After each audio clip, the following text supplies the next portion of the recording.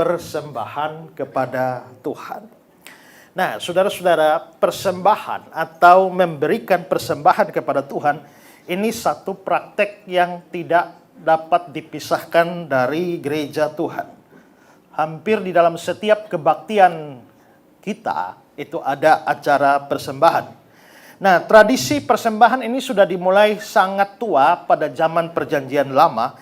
Kita bisa melihat bahwa dalam cerita kitab Kejadian yang paling awal, Kain dan Habel sudah datang membawa persembahan mereka kepada Tuhan, di mana persembahan Kain ditolak dan persembahan Habel diterima. Dan tradisi ini diteruskan pada zaman Israel, pada masa Perjanjian Lama, sampai masa Perjanjian Baru, gereja awal, sampai dengan hari ini. Karena itu tradisi atau praktek memberikan persembahan ini suatu praktik yang sudah sangat-sangat tua, ya sudah ribuan tahun. Karena itulah maka hari ini kita mau belajar tentang memberi persembahan kepada Tuhan. Nah, saya ingin menyampaikan kepada kita beberapa hal penting terkait dengan orang memberi persembahan kepada Tuhan. Yang pertama adalah bahwa persembahan itu tidak harus dalam bentuk uang. Ya. Nah, bahwa persembahan itu tidak dalam bentuk uang, itu tidak harus dalam bentuk uang, itu perlu ditekankan. Karena ada banyak orang berpikir kalau dia punya uang, baru dia bisa kasih persembahan. Kalau dia tidak punya uang, dia tidak bisa kasih persembahan. Ya. Tapi sebenarnya bukan demikian yang dikatakan oleh kitab suci. Uang hanya merupakan salah satu cara orang memberi persembahan. Kalau kita lihat Roma 12 ayat 1, dia bilang begini. Karena itu saudara-saudara, demi kemurahan Allah, aku menasihatkan kamu supaya kamu mempersembahkan tubuhmu sebagai persembahan yang hidup, yang kudus, yang berkenan kepada Allah. Itu adalah ibadahmu yang sejati. Saya garis bawahi kata mempersembahkan tubuhmu. Nah, saudara-saudara, mempersembahkan tubuh ini sebenarnya adalah sebuah cara beribadah yang diambil Paulus di dalam persembahan atau perjanjian lama. Kenapa? Karena di dalam perjanjian lama itu mempersembahkan tubuh itu sering dilakukan. Hanya tubuhnya adalah tubuh domba, ya, tubuh kambing, tubuh lembu dan sebagainya. Tapi tidak pernah ada tubuh orang. Memang kita bisa lihat di dalam cerita tentang Abraham, itu Tuhan pernah menuntut Abraham mempersembahkan Ishak. Tapi itu pun tidak jadi dilakukan. Dan bahkan Tuhan sendiri melarang orang Israel turut mempersembahkan anak-anak mereka sebagaimana yang biasa dilakukan oleh orang-orang kafir, penyembah berhala. Nah, karena itu mempersembahkan tubuh di dalam ayat ini itu bukan sesuatu yang harfiah. Ya, ini adalah sebuah metafora yang menggambarkan penyerahan diri secara total di hadapan Tuhan. Nah, kalau kita membandingkan teks tadi, Roma 12 ayat 1 dalam terjemahan Indonesia sehari-hari, bunyinya begini. Saudara-saudara, Allah sangat baik kepada kita. Itulah sebabnya saya minta dengan sangat supaya kalian mempersembahkan dirimu. Alkitab terjemahan baru dia bilang mempersembahkan tubuhmu. Tapi di sini mempersembahkan dirimu. Karena itulah maka mempersembahkan diri termasuk semua yang ada di dalam diri itu adalah bagian dari persembahan kepada Tuhan. Ya, karena itulah maka persembahan itu tidak hanya soal uang. Karena itu kalau orang tidak punya uang dia tidak boleh terlalu sedih, seolah-olah dia tidak bisa bikin apa-apa bagi Tuhan. Ya. Nah, mempersembahkan diri di sini itu menyangkut seluruh kemampuan kita, seluruh karunia kita, seluruh bakat kita, seluruh talenta kita, termasuk ya bermain musik, menyanyi, berkhotbah atau apa saja sepanjang kita bisa mempersembahkan sesuatu kepada Tuhan. Di dalam lagu Kidung Jemaat ada lagu bagi Yesus semuanya apa? Pun waktuku miliknya. Berarti waktu saya pun juga itu milik Tuhan. Bagi Yesus semuanya. Apa saja yang ada pada saya. Saudara, satu hari ada sebuah gereja mengadakan acara dana untuk mengumpulkan dana pembangunan gereja. Lalu pendeta berkhotbah supaya seluruh jemaat beri persembahan. Nah, maka masing-masing ada kotak persembahan. Satu-satu maju kasih masuk amplop persembahannya. Balik, satu lagi masuk. Terus Nah, tahu satu pemuda datang, dia tidak bawa amplop ke dalam situ, tapi dia berdiri. Jadi ini ada kotak persembahan di sini, ya. Orang masukkan ke sini, dia berdiri di sini. Sampai acara selesai. Orang bingung, ya. Ini kok tidak ini, lalu akhirnya ditanya, "Pak, kenapa Bapak berdiri di situ?" Dia bilang, "Karena saya tidak punya uang, jadi saya persembahkan diri. Karena saya tidak bisa masuk kotak, ya, maka saya berdiri di samping kotak." Ya, artinya dia bilang bahwa apa saja yang gereja ini butuhkan atau inginkan di dalam pekerjaan pembangunan ini, saya siap. Saya hanya punya tenaga, maka saya persembahkan diri saya. Dulu saya sempat melayani di sebuah gereja, itu kira-kira 3 jam dari sini, ya. Lalu saya berkhotbah supaya seluruh jemaat melayani. Lalu satu ibu datang berkata, "Pak, saya tidak tahu mau melayani apa. Mau memimpin lagu juga tidak bisa. Jangankan memimpin, biar lagu saya yang dipimpin juga tidak bisa." Ya. Saya tepuk tangan juga fals. Ya, semua tidak bisa. Tapi saya kepengen melayani Tuhan. Kira-kira menurut Bapak apa yang saya harus lakukan bagi Tuhan? Saya pikir-pikir apa ya? Tiba-tiba saya tanya, ibu bisa senyum? Dia bisa. Coba senyum. Dia senyum. Wah, bagus sekali. Kita kan kebaktian jam 7 pagi. Jadi saya minta 6:30 ibu sudah ada di gereja. Berdiri di muka pintu, siapa saja datang, sambut, selamat, jabat tangannya, dan berikan senyuman ibu yang terbaik. Ya, ingat ya, ibu harus senyum. Tapi kalau tidak ada orang, jangan. Ya. Nah, akhirnya dia senang, saudara-saudara. Itu kebaktian jam 7, 5:30 sudah ada. Ya. Dan sambil gendong cucunya, dan dia begitu sukacita tiap kali orang datang, dan dia merasa begitu berarti bagi Tuhan. Ya, itulah persembahan kepada Tuhan. Nah, saudara-saudara dari Revo ini Tuhan kasih karunia yang luar biasa, ya. Maka tidak boleh puas, harus terus semaksimal mungkin untuk melayani Tuhan, ya. Ini sesuatu yang luar biasa. Itu kemarin yang dari Malaysia bilang mendengar saudara-saudara menyanyi sampai menangis. Dan minta dilatih lagunya, minta dikirimin lagunya supaya mau latihan, itu ya. Jadi kita apa saja yang kita bisa berikan untuk Tuhan, kita berikan. Itu adalah persembahan kepada Tuhan. Yang kedua adalah persembahan yang besar belum tentu baik, tapi yang kecil belum tentu jelek. Ya, perhatikan Lukas 21. Ketika Yesus mengangkat mukanya, ia melihat orang-orang kaya memasukkan persembahan mereka dalam peti persembahan. Dia melihat juga seorang janda miskin memasukkan 2 peser ke dalam peti itu. Lalu dia berkata, "Aku berkata kepadamu, sesungguhnya janda miskin ini memberi lebih banyak daripada semua orang itu. Sebab mereka semua memberi persembahannya dari kelimpahannya, tapi janda itu memberi dari kekurangannya, bahkan dia memberi seluruh nafkahnya." Banyak orang kaya memberikan persembahan yang besar, tapi bukan mereka yang dipuji Tuhan. Sebaliknya, janda ini dipuji walaupun dia hanya berikan 2 peser. Dalam Alkitab terjemahan lama dibilang 2 duit 2 keping. Markus 12 ayat 42 bilang 2 peser yaitu 1 duit. Nah, kata Yunani yang diterjemahkan peser di sini itu adalah lepton. Dan lepton ini menunjuk pada mata uang terkecil yang berlaku saat itu. Kalau di Indonesia, mata uang terkecil sekarang yang masih laku?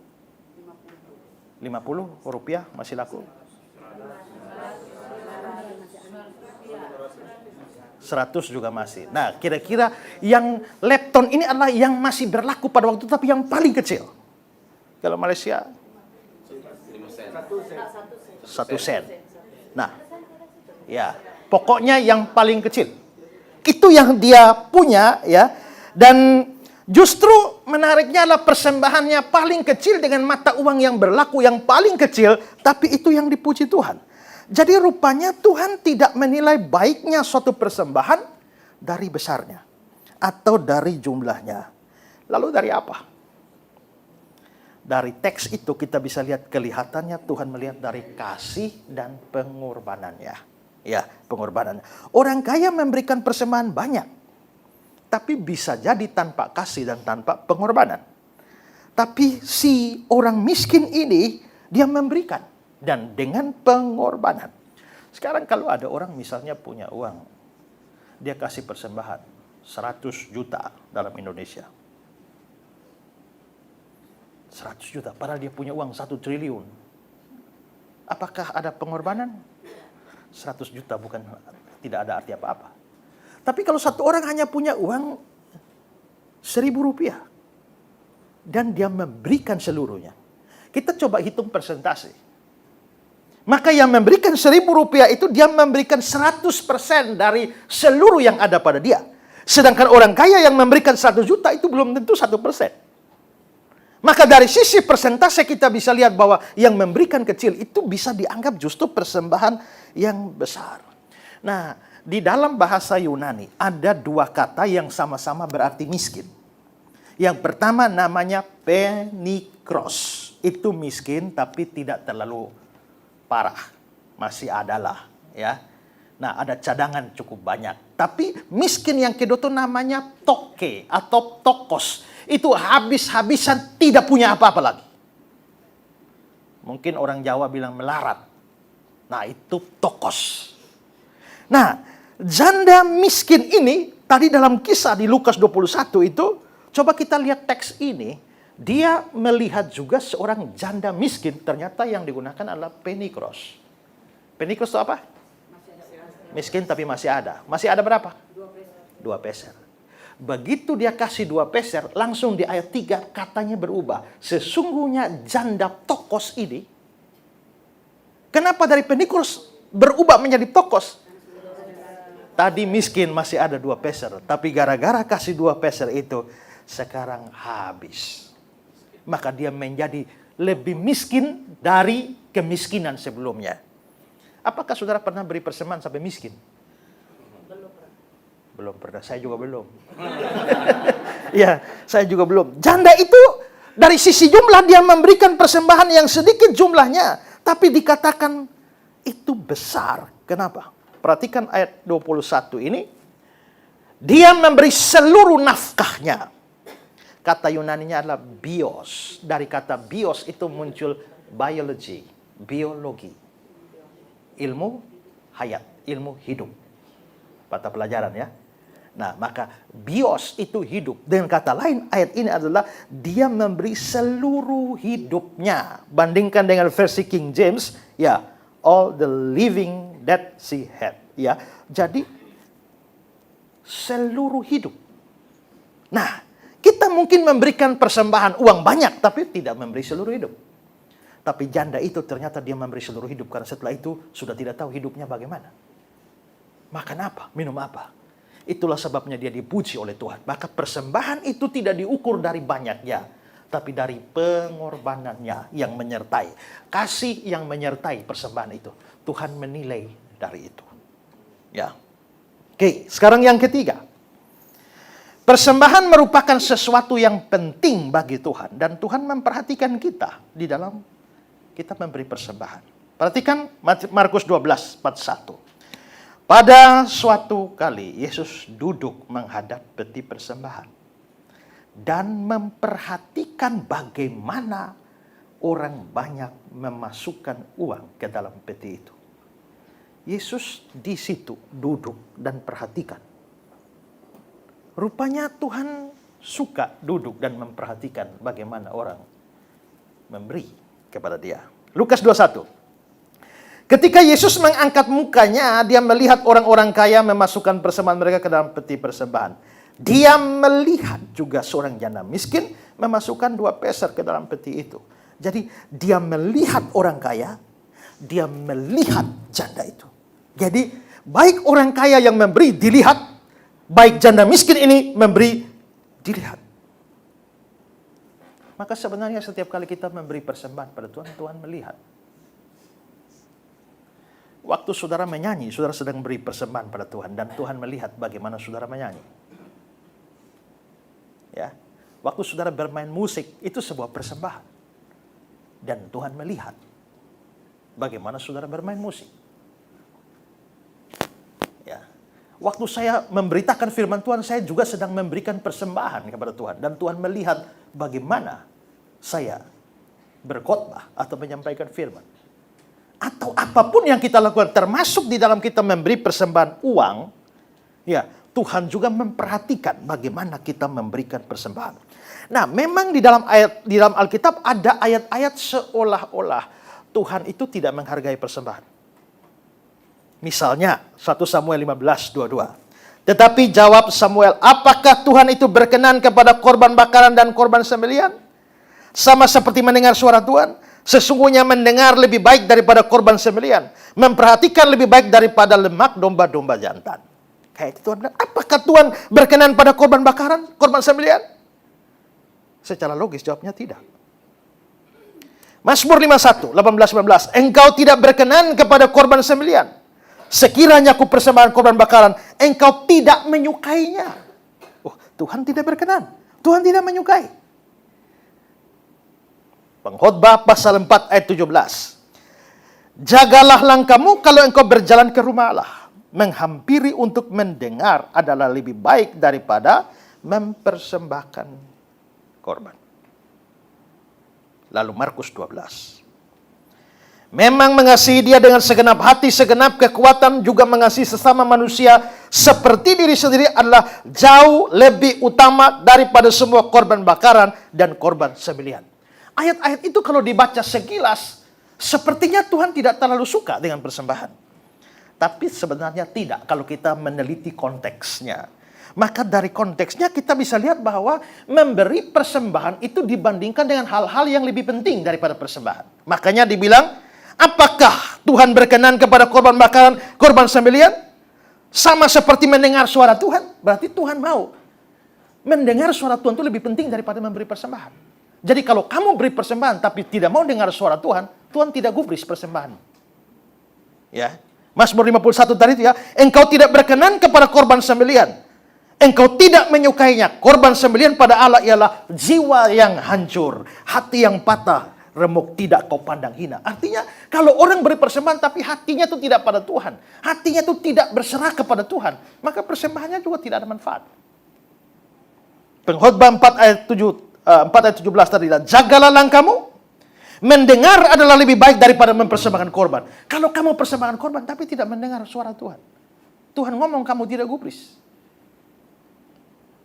Markus 12, jauh lebih utama daripada semua korban bakaran dan korban sembelihan, mengasihi Tuhan dan mengasihi manusia. Itu jauh lebih berharga, jauh lebih utama dari semua korban sembelihan. Mengapa Tuhan bilang kasih Tuhan itu lebih penting? Karena kalau kamu kasih persembahan banyak tapi hatimu tidak mengasihi Tuhan juga. Karena orang bisa memberi tanpa mengasihi. Pernah ditilang polisi. Tilang itu apa di Malaysia? Saman, kena saman. Ya, pernah kena zaman polisi. Saman. Polisi. Ya. Ya. Nah, lalu dia minta duit, minta uang. Dan kamu memberi dia uang. Apakah kamu memberi polisi itu uang karena kamu mencintainya? Ya. Tidak kan? Itu malah kita bisa dongkol, bisa marah. Ya. Saya pernah datang ke Surabaya, nyetir mobil. Oh tidak, dengan Ibu Pendeta Sonya, ya ada 2 teman lagi. Dan satu hari jalan di Surabaya, tiba-tiba saya salah melewati sedikit garis di jalan, maka ditilang polisi, bayar. Setelah itu jalan-jalan lagi, saya salah berhenti di jalur, harusnya saya di jalur kiri, tapi saya di tengah, tilang lagi, bayar lagi. Kali ketiga saya tidak pakai sabuk pengaman, ya seat belt, bayar lagi, tilang lagi, bayar lagi. Yang keempat, ya saya salah belok dan ditilang lagi. Waktu ditilang saya akhirnya marah, saya bilang, Pak, 4 kali hari ini saya ditilang. Uang. Ya. Saya jelas memberi uang kepada polisi itu dalam keadaan marah itu. Ya. Karena sebuah problem keluarga kami, adik saya sempat ditahan di Polda Papua. Dan hanya untuk menelpon adik saya saja, bukti transfer dulu. Kasih tunjuk bukti transfer baru boleh telepon. Apakah saya transfer karena saya mencintai dia?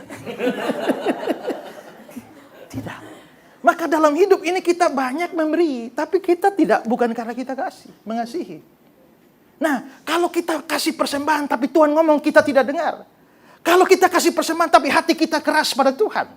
Kalau kita kasih semua, kita bernyanyi, kita bermain musik, kita lakukan apa sih, tapi hati kita dingin-dingin pada Tuhan, tidak mengasihi Tuhan. Masakan Tuhan berkenan pada persembahan itu? Makanya ayat-ayat itu berkata seperti itu. Seolah-olah Tuhan tidak peduli dengan persembahan. Sebenarnya persembahan sesuatu yang penting. Tuhan perhatikan itu. Tapi masih ada hal lain yang lebih penting daripada persembahan. Yang mana kalau itu tidak dilakukan, maka persembahan kehilangan artinya. Kehilangan nilainya. Terlepas daripada itu, persembahan tetap adalah sesuatu yang penting. Tuhan menganggapnya itu hal yang penting. Karena itu Tuhan memperhatikan orang kaya beri persembahan. Dia perhatikan orang miskin persembahan. Di dalam setiap apa yang kita lakukan, Tuhan memperhatikannya. Yang keempat, persembahan apapun tidak akan diterima oleh Tuhan kalau orangnya tidak beriman atau hidupnya jahat. Ya. Tadi dalam kaitan dengan poin sebelumnya, bahwa ada hal-hal yang lebih penting daripada persembahan. Itu tidak dilakukan, maka persembahan kehilangan nilainya. Tapi pada bagian ini yang lebih ditekankan adalah jikalau orang tidak beriman, atau orang hidupnya begitu jahat, maka persembahannya bukan hanya kehilangan arti, Tuhan tolak. Amsal 15 ayat 8, korban orang fasik adalah kekejian bagi Tuhan. Orang fasik itu, kalau dia kasih persembahan, Tuhan bukan hanya tolak, tapi Tuhan keji, Tuhan jijik. Ya. Matius 5. Sebab itu jika engkau mempersembahkan persembahanmu di atas mezbah, dan engkau teringat akan sesuatu yang ada dalam hati saudaramu terhadap engkau, dalam hati saudaramu terhadap engkau, bukan di dalam hatimu terhadap saudaramu. Berarti sebenarnya yang problem ini siapa? Orang lain atau kau? Yang bikin masalah nih.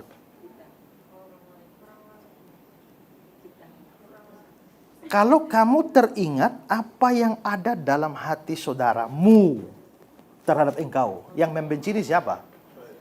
Yang membenci itu adalah saudara itu yang lain. Kita tidak benci, hanya orang lain benci. Pada waktu saya mau kasih persembahan, saya ingat, dia benci saya. Berarti problemnya pada dia, bukan pada saya. Tuhan bilang, tinggalkan persembahan di depan mezbah, pergi berdamai dahulu dengan saudaramu, lalu kembali mempersembahkan persembahanmu itu. Makanya biarpun Flori melayani Tuhan, ya, biarpun Flori bernyanyi, tapi kalau Flori tidak mengampuni ayahnya, ya, maka percuma dia melayani Tuhan. Tuhan tidak berkenan. Yang ada di hati saudara terhadap engkau saja Tuhan suruh pergi berdamai, apalagi di hatimu terhadap saudaramu. Maka persembahan itu menjadi tidak berarti apabila orang menyimpan kepahitan dan kebencian terhadap orang lain. Yesaya 1. Yesaya ini Tuhan pakai untuk bernubuat kepada bangsa Yehuda sebelum mereka hancur dari Babel. Bahkan Tuhan pakai dia juga melayani setelah kehancuran. Nah, salah satu hal yang ditekankan Yesaya itu adalah dia menegur dosa para pemimpinnya dan juga rakyatnya. Masa hidup bejat persis seperti pemimpin-pemimpinnya. Jikalau kalian tidak bertobat, Tuhan akan menghukum kalian dengan hancur ini kerajaan. Nebukadnezar akan menghancurkan Yerusalem dengan bait Allah sekalian. Itu inti dari kitab Yesaya. Nah, Yesaya mengecam dosa itu. Dia bilang begini, ayat 10 dari pasal 1. Dengarlah firman Tuhan, hai pemimpin-pemimpin manusia Sodom. Kita ingat Sodom ya. Jahat itu. Perhatikanlah pengajaran Allah kita, hai rakyat manusia Gomora. Itu jahat juga. Sodom dan Gomora itu jahat. Maka di sini pemimpinnya kayak Sodom, rakyatnya kayak Gomora. Ini berarti pemimpin sampai rakyat jahat semua. Nah, setelah mereka jahat, mereka datang bawa persembahan kepada Tuhan. Bagaimana respon Tuhan? Ayat 11. Untuk apa itu korbanmu yang banyak-banyak? Firman Tuhan. Aku sudah jemu akan korban-korban bakaran berupa domba jantan dan akan lemak dari anak lembu gemuan, darah lembu jantan, domba-domba kambing jantan tidak kusukai. Apabila kamu datang untuk menghadap hadiratku, siapa yang menuntut itu daripadamu? Bahwa kamu menginjak-injak pelataran bait suciku? Jangan lagi membawa persembahanmu yang tidak sungguh, sebab baunya adalah kejijikan. Baik, ini penting ya. Teman-teman yang menyanyi, suara bagus. Tapi jangan sampai hidup seperti Sodom dan Gomora. Kalau begitu, waktu saudara menyanyi, semua orang tepuk tangan, Tuhan jijik. Ya. Semua yang melayani Tuhan. Atau kita lakukan apa saja, termasuk saya juga di dalam berkhotbah. Ini sebuah pelayanan. Tapi pada waktu misalnya saya hidup seperti pemimpin Sodom, maka apa yang saya lakukan? Bukan hanya ditolak, tapi Tuhan jijik. Kita tadi saya singgung di awal bahwa persembahan tertua itu adalah Kain dan Habel. Kain beri persembahan, Habel beri persembahan, sama-sama kasih persembahan. Satu ditolak, punya Kain, satu diterima. Kemarin ada orang bertanya, Pak, dari mana Kain dan Habel tahu bahwa persembahan satu diterima, satu ditolak? Saya bilang Alkitab tidak beritahu. Tapi guru sekolah minggu beritahu. Waktu asapnya Habel tuh naiknya lurus. Tapi asapnya, apinya Kain tuh belok-belok begini. Tapi kan Alkitab tidak cerita begitu. Ada penafsir mengatakan mereka bukan otomatis langsung tahu. Membutuhkan waktu cukup lama baru mereka tahu. Tahu dari mana? Setelah Habel beri persembahan, ternyata Tuhan berkati hidupnya. Begitu Tuhan berkati hidupnya, kesimpulannya Tuhan terima persembahannya. Tapi Habel setelah dia beri persembahan, ternyata hidupnya tidak diberkati. Kain, hidupnya tidak diberkati. Maka kesimpulannya, Tuhan tidak berkati. Tuhan tolak dia persembahannya. Nah, lalu munculnya banyak pendapat. Kenapa Tuhan tolak persembahan Kain, terima persembahan Habel? Ada yang bilang karena Kain hanya memberi sebagian dari hasil tanahnya. Tapi kalau begitu, dan masalah ada dua. Habel pun tidak diberi yang memberi seluruh. Dan kedua, apakah Tuhan menilai jumlah karena sebagian maka ditolak? Tidak. Pendapat kedua mengatakan, karena persembahan Habel itu berdarah. Dia dari binatang-binatang ternak-ternak yang disembelihkan berdarah. Tuhan menginginkan persembahan berdarah. Sedangkan Kain bawa terong. Ya, bahwa itu kan tidak ada darah itu ya. Nah, Tuhan menginginkan. Tapi keberatannya adalah bahwa aturan persembahan berdarah itu baru zaman imamat. Zaman itu belum ada aturan persembahan berdarah. Kedua, kalau kita baca kitab imamat pun, persembahan tidak hanya binatang yang berdarah. Ada persembahan kemenyan, tepung, dan lain-lain. Jadi bukan itu soalnya. Nah, soalnya itu apa? Pertama, pasti Kain bukan orang beriman. Ya, pasti Kain bukan orang beriman. Dari mana tahu Kain tidak beriman? Bukan seperti Kain yang berasal dari si jahat. Kain yang berasal dari si jahat, Kain yang berasal dari iblis. Kalau Kain orang percaya, dia pasti anak Allah. Tidak mungkin dibilang dia berasal dari si jahat. Ya, tidak. Lalu di bagian bawah dia bilang segala perbuatannya jahat. Segala perbuatannya jahat. Sedangkan perbuatan adiknya benar. Kalau begitu Habel orang benar, hidup benar. Sedangkan Kain ini orang tidak percaya, bukan orang beriman, hidup jahat. Coba kembali ke slide sebelumnya, saudara lihat ya. Tetapi Kain dan korban persembahannya tidak diindahkannya. Kain dan korban persembahan. Berarti dirinya Kain plus persembahannya. Karena Tuhan sudah tidak mengindahkan diri Kain, maka persembahannya juga Tuhan tidak berkenan. Kenapa? Ya tadi, hidupnya jahat. Coba perhatikan 1 Yohanes 3:12 tadi. Dan apakah sebabnya dia membunuhnya? Kenapa Kain bunuh Habel? Sebab segala perbuatannya jahat. Dari ayat ini, saudara pikir, Kain itu bunuh Habel, maka jadi jahat. Atau dia jahat, Makanya dia bunuh Habel. Berarti tidak bunuh Habel juga sudah jahat. Bunuh Habel hanya bukti kejahatannya. Atau menambah kejahatannya. Tapi tanpa bunuh Habel pun Kain sudah jahat. Berarti Kain itu hidupnya hari-hari jahat. Nah, bayangkan dia sudah hidup hari-hari jahat, lalu datang bawa persembahan pada Tuhan. Dan seperti saya bilang, dia pasti tidak beriman. Karena dia berasal dari si jahat. Kalau orang tidak beriman, Tuhan tidak mungkin berkenan. Ibrani 11 ayat 6. Tetapi tanpa iman, tidak mungkin orang berkenan pada Allah. Dirimu saja tidak berkenan, apalagi persembahanmu. Ya, maka di sini penting sekali untuk mempertimbangkan apakah kita sungguh-sungguh orang beriman atau tidak. Orang Kristen ya, tapi apakah sungguh-sungguh beriman atau tidak? Nah, itu yang harus kita renungkan. Atas dasar ini, tanpa iman tidak mungkin orang berkenan pada Allah. Iman sini kan iman pada Kristus. Atas dasar ayat ini maka kita berani berkata bahwa semua orang termasuk orang baik di dunia ini, kalau dia tidak beriman, tidak mungkin dia berkenan pada Tuhan. Mau agama apa saja, termasuk agama Kristen pun, mau baik bagaimanapun juga, tetap tidak bisa memperkenankan hati Tuhan kalau tidak beriman. Ya.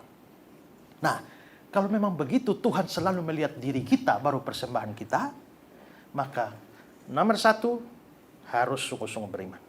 Setelah sungguh-sungguh beriman, perhatikan hidup kita. Jangan hidup seperti manusia Sodom dan Gomora, lalu rajin melayani, rajin kasih persembahan, atau rajin kerja buat Tuhan, tapi hidup seperti Sodom dan Gomora. Tuhan tidak mungkin terima itu.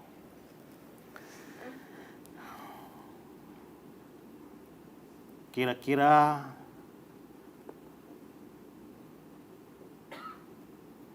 26 atau 27 tahun yang lalu, waktu saya masih jadi mahasiswa bersama Pastor Jeff dengan Ibu Doli, kita biasanya di Sekolah Tinggi Alkitab Nusantara, hari Jumat habis makan siang, itu masing-masing diutus untuk melayani di gereja-gereja. Ya, nah saya kebagian tugas di Surabaya sini. Nah, tapi di gereja itu, ternyata gereja itu ada di tengah-tengah kompleks pelacuran. Apa itu kompleks pelacuran?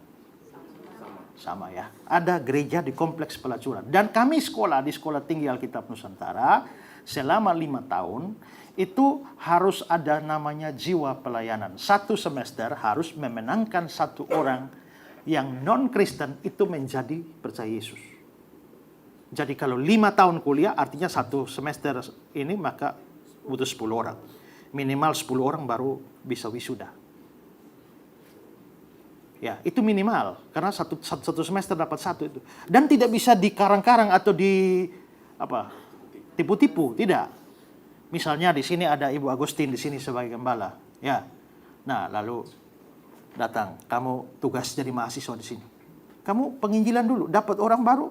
Dibaptis di sini, dikatekisasi, baptis, lapor ke Ibu Agustin, baru majelis di sini bikin surat keterangan ke sekolah menerangkan bahwa saudara A benar-benar telah memenangkan seorang dari Muslim bernama Abdullah dan sekarang dia telah dibaptis dan ikut bertumbuh di sini. Tanda tangan cap gereja. Baru dikirim ke sekolah untuk dihitung. Semua begitu.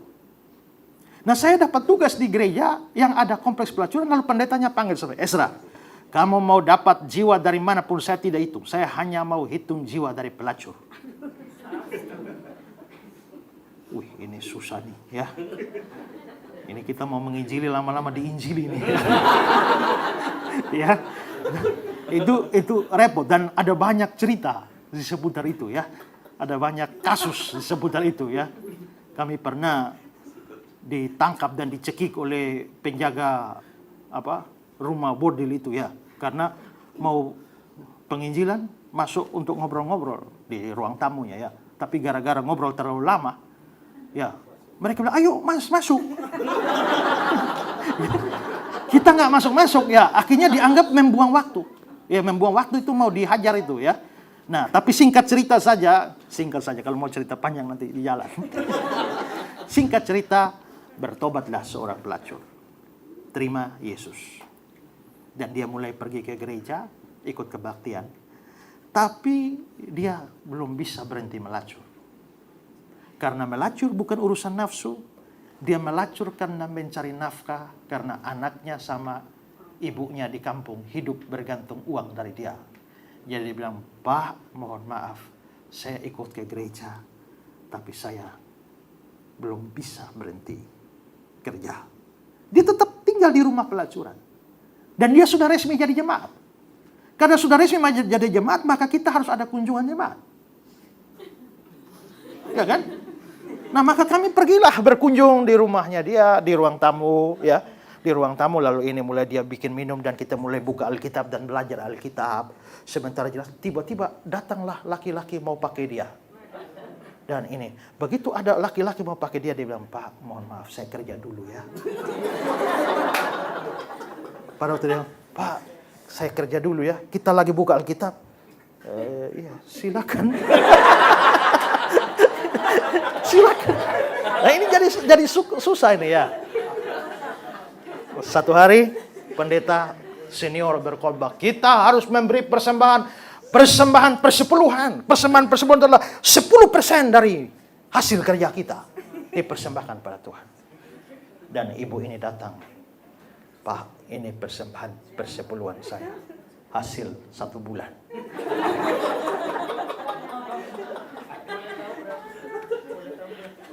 Kita pusing, bingung, terima apa tolak. Yang lain bilang, kalau kita tolak dan dia tersinggung, dia tidak akan datang lagi. Tapi yang lain bilang, tapi bagaimana kita harus menerima uang haram? Yang lain bilang, ya tapi kan dari jemaah juga kita juga tidak tahu jemaah itu apakah halal semua. Jangan-jangan haram juga. Tapi yang lain bilang, iya tapi yang lain itu kan masih mungkin haram. Ini pasti haram. Ya. Akhirnya gembalanya memutuskan terima saja. Terima saja, tapi jangan taruh di persembahan kita. Kirim ke panti asuhan, kan panti asuhan tidak tahu. Jadi kirimlah uang haram itu ke panti asuhan. Saya juga belum tahu bagaimana bersikap hari itu. Masih sangat junior mahasiswa. Belakangan saya temukan ayat ini. Janganlah kau bawa upah sundal dan uang semburit ke dalam rumah Tuhan Allahmu untuk menepati salah satu nazar, sebab keduanya adalah kekejian bagi Tuhan Allahmu. Berarti semua uang haram, bukan hanya dari upah semburit atau pelacuran, tapi semua uang yang diterima dari cara yang tidak halal. Korupsi kah, tipu-tipu kah, ya, atau apapun juga, ya. Hasil jualan yang tidak jujur kah, atau apapun, kalau saudara persembahkan kepada Tuhan, kekejian bagi Tuhan. Nah, kalau begitu maka rupanya Tuhan tidak sembarang dan tidak gampang sekali menerima persembahan kita. Kalau yang satu bisa ditolak, kain, yang satu bisa diterima, tetap ada kemungkinan setiap zaman bahwa kita semua datang berbakti bersama-sama dan memberikan persembahan kepada Tuhan. Tapi bisa sebagian Tuhan terima, sebagian Tuhan tolak. Nah, itu pelajaran dan prinsip-prinsip tentang persembahan dari firman Tuhan. Dan kiranya marilah dengan prinsip-prinsip ini kita belajar untuk memberikan kepada Tuhan yang terbaik dari hidup kita. Bukan hanya soal duit, tapi seluruh hidup kita, waktu, tenaga, ya, talenta, karunia, kemampuan yang bisa dipakai oleh Tuhan. Berikan maksimal. Tapi lebih daripada itu, ada hal-hal yang lebih penting daripada persembahan. Harus dijaga. Kalau tidak, persembahan kehilangan artinya. Dan perhatikanlah hidup kita. Karena hidup kita adalah persembahan juga bagi Tuhan. Perhatikanlah hidup kita, supaya hidup kita tidak membuat Tuhan keji atau jijik dengan seluruh apa yang kita lakukan untuk Dia. Tuhan memberkati kita.